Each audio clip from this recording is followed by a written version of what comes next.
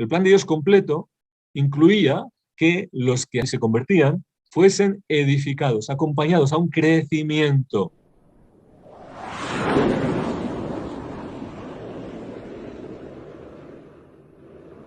Como el Espíritu Santo quiere llevarnos a la plenitud. La promesa de Dios fue enviada y sigue siendo enviada. Y sigue formando los discípulos, los hijos de Dios, y sigue formando y sosteniendo la iglesia, dando vida a la iglesia. Entonces, para entender en qué consiste esta vida, vamos a volver a los Hechos de los Apóstoles, a lo que ocurre después de Pentecostés, inmediatamente después. Y leemos en Hechos 2:42 que los primeros discípulos, después de Pentecostés, eran asiduos a 4 cosas.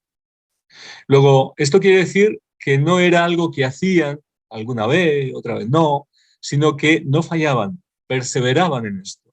Y significa, por otro lado, que era algo que vivían, que era algo que habían asimilado como parte de su vida nueva, a través de esta transformación producida por la obra del Espíritu, les había hecho acceder pues, a una serie de realidades nuevas. Y entonces, si esto era así con los primeros cristianos, parece lógico pensar que debería ser así también con nosotros, ¿verdad?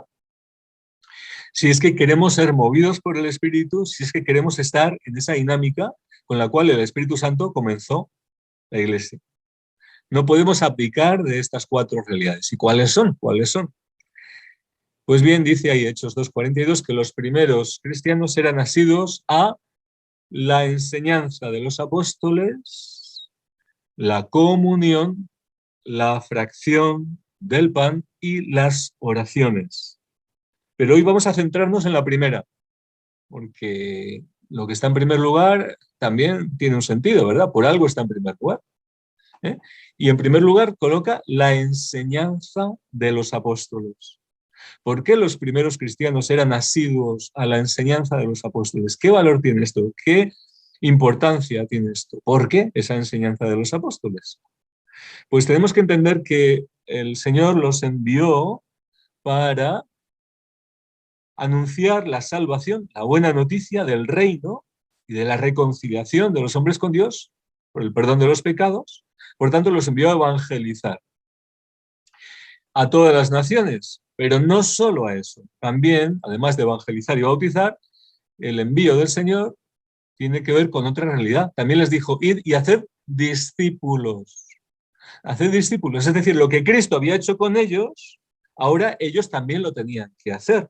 Pero no iban a ser discípulos suyos, sino en primer lugar discípulos de Cristo, porque ellos iban a ir en nombre de Cristo, en nombre del Señor, del que eran testigos, del resucitado, y enviados con el poder del Espíritu Santo. Luego, no es suficiente con el anuncio de la salvación.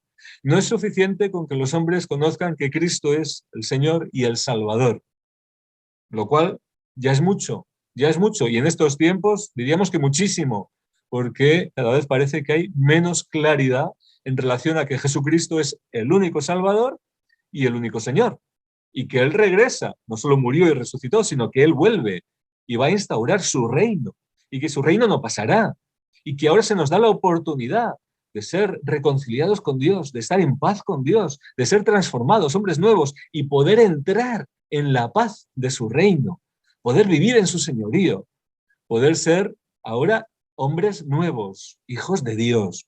Todo esto es tan grande que tenemos toda la vida y toda la eternidad para profundizar en estas riquezas, para vivirlas. Pero aún así, y aunque es urgente, lo más urgente, ¿verdad?, para este mundo que está en mares de confusión, de dudas y de falsos cristos y falsas propuestas de salvación y de engaños de toda clase. Pero a pesar de esta urgencia, el plan de Dios no quedó ahí. El plan de Dios va mucho más allá. El plan de Dios completo incluía que los que aceptaban la salvación, los que aceptaban a Jesucristo, los que lo conocían y se convertían, fuesen edificados, acompañados a un crecimiento, que fuesen discípulos y fuesen aprendiendo y viviendo como los primeros que siguieron a Cristo, pues en su compañía, cada día siguiéndole, cada día aprendiendo nuevas cosas, creciendo en el conocimiento de la verdad.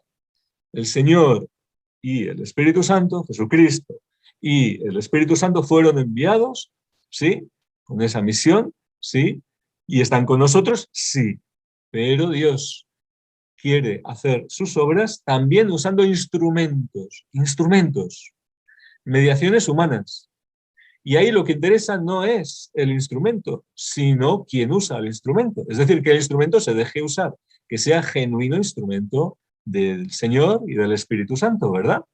Pero Dios quiere hacer las cosas así. Y por eso, cuando instituye su iglesia, cuando arranca la iglesia por el poder del Espíritu, tienen una misión muy importante, en primer lugar los apóstoles, y no solo ellos, porque había muchos ministerios, ¿verdad? Muchos servicios, pero en primer lugar los apóstoles. Entonces ellos tienen una misión en función del plan de Dios. Y ese plan era no solo, repito, la salvación, sino llevar al crecimiento, a la vida en el Espíritu, también a los que se convertían. Es decir, hacer de ellos también discípulos de Cristo. Y por tanto, la enseñanza de los apóstoles tiene que ver con este alimento espiritual, esta edificación, este conocimiento, esa transmisión de vida de esos testigos directos de Cristo, de su vida, de su muerte, de su resurrección, y con la luz del Espíritu Santo que los iluminó para comprender más profundamente todo lo que se contenía en la revelación que habían recibido en persona, a través de Cristo, la palabra hecha carne. Y ahora el Espíritu Santo les iba revelando más en profundidad todo, guiándoles a la verdad completa, para que ellos fuesen quienes transmitiesen con una enseñanza viva, como ellos habían recibido, una enseñanza viva de Cristo, en obras y palabras. Cristo vivo entre ellos. Se había transmitido la verdad que recibía del Padre. No hablaba nada por su cuenta, sino lo que el Padre le daba a hablar. Pues así también los apóstoles son esos testigos cualificados, enviados con esa misión, para enseñar y educar en la verdad a los nuevos discípulos. Con esa palabra de autoridad, con esa palabra de verdad, con esa palabra con poder, con unción del Espíritu Santo. Y el Señor estaba con ellos y confirmaba con obras de poder toda la enseñanza fundada en la verdad que ellos transmitían.